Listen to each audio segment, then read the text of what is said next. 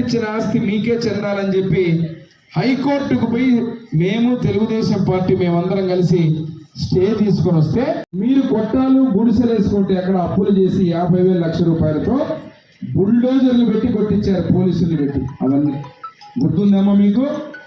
మరి అందుకే తల్లి ఆ ఆస్తిని అట్లే ఆపినాం.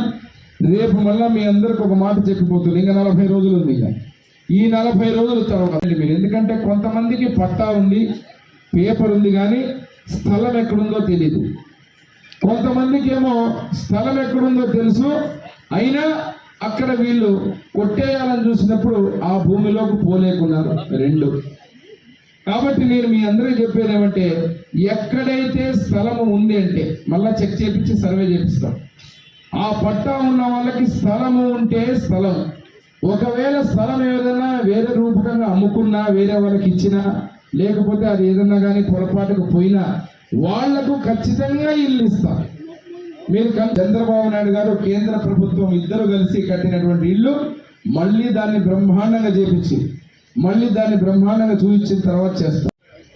కుక్కలు స్వైర విహారం చేస్తుంటే అర్ధరాత్రి ఎవరికైనా ఆరోగ్యం బాగలేక మనుషులు చనిపోతూ ఉంటే ఆ రోజు మా తండ్రి గారు తెచ్చిన ఆసుపత్రి 50 పడకల ఆసుపత్రి.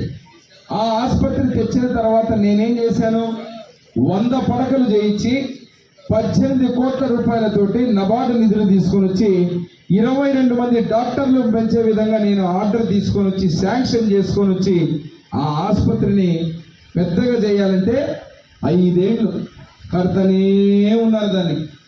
ఇప్పటి వరకు నేను తెచ్చిన డబ్బులు ఎంతమంది రాత్రిపూట గుండెపోట్లతోటి రాత్రిపూట ఎంత ఇబ్బందులు పడి చనిపోయేటువంటి పరిస్థితి ఈ ఊళ్ళో. ఆసుపత్రిలో ముందు కాలువలేసే దిక్కు లేదు, అదే రకంగా రోడ్డు వేసే దిక్కు లేదు. ఇంకో పక్కన చూస్తే పిడికెడు మన్ను వేసేది పక్కన పెడితే మాత్రం నెల మీరు కానీ డబ్బులు ఇవ్వకపోతే మా ఉప పెన్షన్లో కొట్టేస్తాడు, లేకపోతే గిన ఇంటి గుత్తలో కొట్టేస్తాడు, లేకపోతే గిన మళ్ళీ ఏం చేస్తారు, నీటి పన్నులో కొట్టేస్తారు. ఇది వీళ్ళు చేసే పని. డబ్బులు ఎక్కువ ఇస్తాడేమో, అదే రకంగా నేస్తము ప్రతి ఒక్కరికి ఇస్తారేమో అని చెప్పి నేను అనుకున్నా. కానీ పెంచింది ఏంది? పెంచింది ఇవి కాదు, ఉప్పు, పప్పు, కారము, నూనె, పెట్రోలు, డీజిల్, గ్యాసు, సిగ్గు లేకుండా 9 సార్లు కరెంటు బిల్లు ఈరోజు పెంచి నెల ఏం చేస్తున్నాడు, గొంతు మీద కత్తి పెట్టి పేదవాళ్ళ దగ్గర ఈరోజు వసూలు చేసే పని. కరెంటు వైరు పట్టుకుంటే షాక్ కొడుతుండే, ఇప్పుడు కరెంటు బిల్లు పట్టుకుంటేనే షాక్ కొడతా. ఏం చేస్తాను ఈరోజు? సన్న బియ్యం అని చెప్పి ఉన్న బియ్యం బాయ. ఈరోజు మహానుభావుడు రాగులు ఇస్తున్నాడు, రాగులు, రాగి పిండి. సంక్రాంతి కానుక ఇస్తాంటివి, క్రిస్మస్ కానుక ఇస్తాంటివి, రంజాన్ తోఫా ఇస్తాంటివి. ఎక్కడికి పోయినా ఆ కానుకలన్నీ బెల్లము, నెయ్యి ఇచ్చి భక్షాలు చేసుకొని తినాలని పేదవాళ్ళకు మేము చేస్తే నోటికాడ కూడు మొత్తం తీసేసి ఈరోజు పేదల కోసమే పుట్టాడండి. ఒక పక్క కరెంటు ఛార్జీలు, ఒక పక్క చెత్త పన్ను, ఒక పక్క ధరలన్నీ పెరిగి అన్నీ చేస్తూ ఈరోజు నేతన్న నేస్తం కూడా చెప్పాలి. అందరం మగ్గం నేస్తున్నాం కదమ్మా మనం. ఎందుకంటే ప్రతి ఒక్కరు చేనేత వర్గానికి సంబంధించి ఈ నియోజకవర్గంలో 15,000 మంది నుంచి 20,000 మంది ఉన్నారంట మనం చేనేతలు. అందుకు ఈరోజు చేనేతలు ఎక్కువ ఉన్నారని చెప్పి టికెట్ ఇచ్చారు వైఎస్ఆర్ పార్టీ రేణుకమ్మ గారికి. మరి నేస్తం మాత్రం 24,1300 మందికే ఇచ్చినారు ఇక్కడ. అంటే పథకాలు ఇచ్చేటప్పుడేమో 1300 మందికే డబ్బులు ఇస్తారు, ఓట్లు కావాలా, సీటు కావాలంటే మాత్రం చేనేతలు మాత్రం 20,000 మంది ఉన్నారని చెప్తారు. ఇది ఎక్కడ న్యాయం? మరి మీ అందరికీ మగ్గాల మీద ఉండే వాళ్ళు ఎంతమంది ఉన్నామా?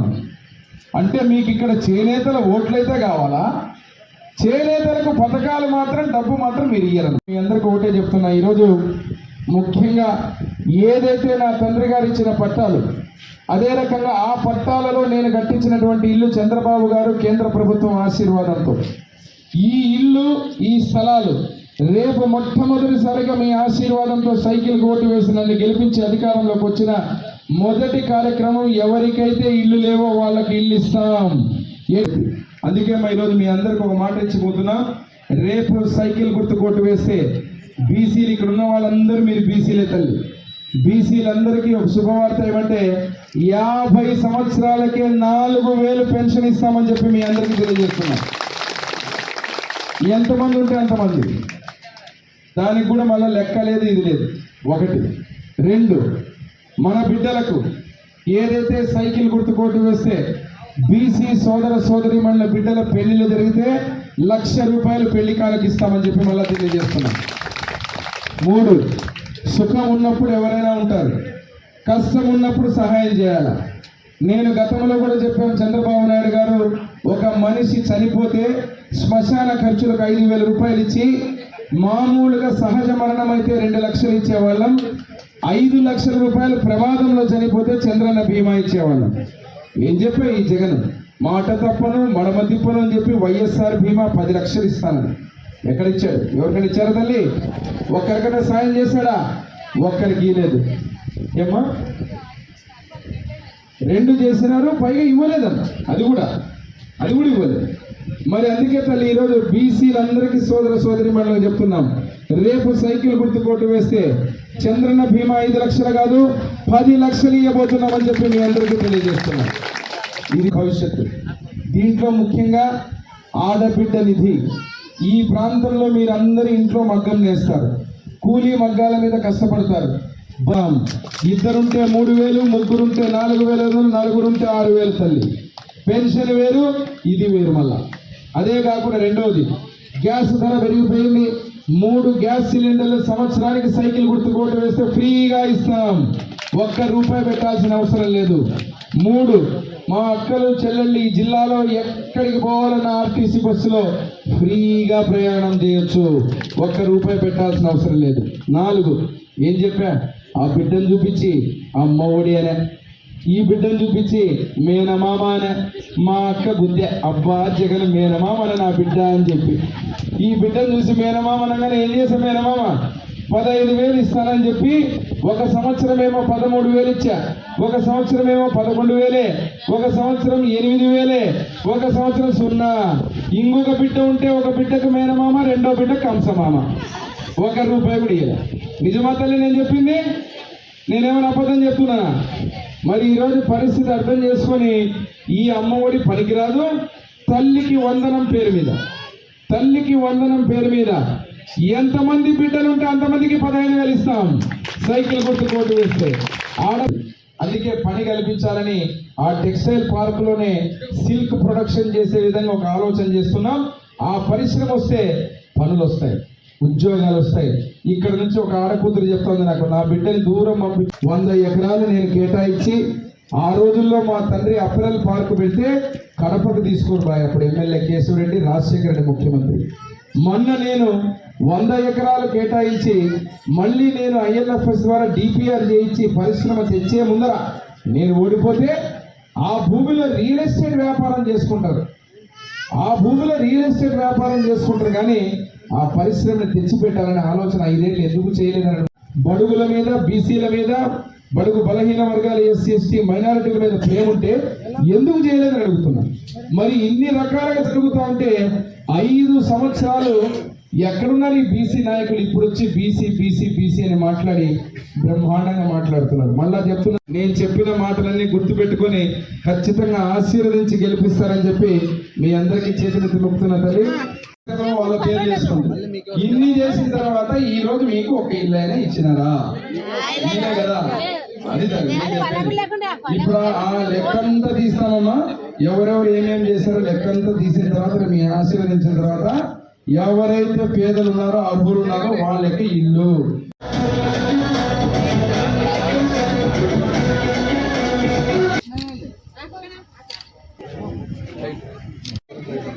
అందుకే తల్లి రేపు నేనేం చెప్తున్నాను మీకు, నీకు ఒకటే మాటే, ఈ రోడ్డు రావాలంటే సైకిల్ రావాలా. బివి మోహన్ రెడ్డి గారు నా తండ్రి గారు వేసిన రోడ్లు, ఆ తర్వాత ఆయన కొడుకు వేసేది రోడ్లు. నేను వేసిన రోడ్లు తప్ప, మళ్ళీ మా తండ్రి గారు వేసిన రోడ్లు తప్ప ఎవడన్నా వేసాడా? వచ్చిన తర్వాత ఆ ఇల్లు బాగా కట్టుకోలేక ఎవరైతే ఇబ్బంది పడుతున్నారో మీకోసం కట్టింది ఫస్ట్ కార్యక్రమం అయితే చేనేతలకు అద్భుతమైనటువంటి కార్యక్రమాలు చేశామని చెప్పి వైసీపీ ప్రభుత్వం నేనున్నటువంటి వార్డులో ఇక్కడ చూస్తే మీరు అందరూ చేనేత వర్గానికి సంబంధించినటువంటి మహిళలు సోదర సోదరీమణులు. ఏ ఇంటికి పోయినా ఎవరి దగ్గరకు పోయినా నేను బటన్ నొక్కినా అంటే లక్షల పైన రూపాయల సంక్షేమ పథకాలు పడ్డాయని చెప్పే జగన్మోహన్ రెడ్డి గారికి ఇక్కడ వైసీపీ నాయకులకు కళ్ళకు కట్టినట్టుగా వాళ్ళు చెప్తున్న బాధలు వింటున్నారు. ఒక్క రూపాయి కానీ ఒక పథకం కానీ. నేను అడుగుతున్న ఈరోజు సూటిగా ఈ యొక్క ప్రభుత్వాన్ని, అంటే జగన్మోహన్ రెడ్డి గారు ఇప్పుడు చేనేతలకు టికెట్ కేటాయించాలని చాలా గొప్పగా చెప్పుకుంటున్నారు.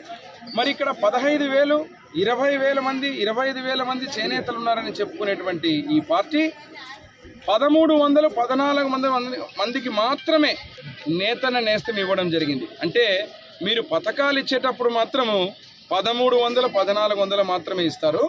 మరి ఓట్ల కోసం మాత్రం సీట్లు కేటాయింపుల్లో మాత్రం ఈరోజు మీరు 1000 మంది ఉన్నారని మీరే చెబుతున్నారు.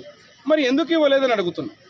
ఈ పథకాలకు సంబంధించినప్పుడు చేనేతల అభ్యున్నత కోసం ఇచ్చేటువంటి నేతన్న నేస్తము ఐడి కార్డులు లేవని, ఈరోజు కూలి మగ్గాల మీద ఉన్నటువంటి చేనేతలకు 1 రూపాయి ఇవ్వకుండా ఏదో ఒక కారణాల చేత ఈరోజు నేతన్న నేస్తాన్ని ఊరికే ఇచ్చినట్టుగా, అంటే బటన్ నొక్కినా నేను ఇచ్చిన కంటి తుడుపు చర్యగా ఇవ్వడం తప్ప. అదే రకంగా చేనేత పెన్షన్లన్నీ తీసేశారు. ఈరోజు చేనేతల కోసం ఉన్నటువంటి ఆదరణ పథకం కింద తెలుగుదేశం ప్రభుత్వంలో పనిముట్లు ఇచ్చేవాళ్ళం, ఆ పనిముట్లు పోయినాయి.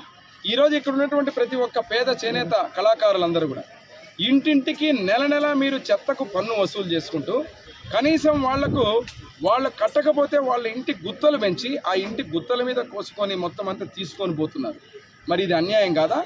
చేనేత కళాకారుల మీద, పేదల మీద మీరు ఈరోజు ఎక్కలు విరగొట్టడానికి, సైకిల్ గుర్తు ఓటు వేసి గెలిపించుకోవడానికి ప్రజలందరూ, చేనేతలే కాదు, అంగన్వాడీలే కాదు, ప్రభుత్వ ఉద్యోగులు కాదు, టీచర్లు కాదు, యువత కాదు, మహిళలు కాదు, రైతులు కాదు, ప్రతి ఒక్క వర్గం కూడా సిద్ధంగా ఉన్నారని చెప్పి ఈరోజు సందర్భంగా తెలియజేస్తూ, నిజంగా జగన్మోహన్ రెడ్డి అదే రకంగా వైసీపీ ప్రభుత్వం మంచి చేసి ఉంటే ఎందుకు వీళ్ళు ఇంత బాధపడతారు?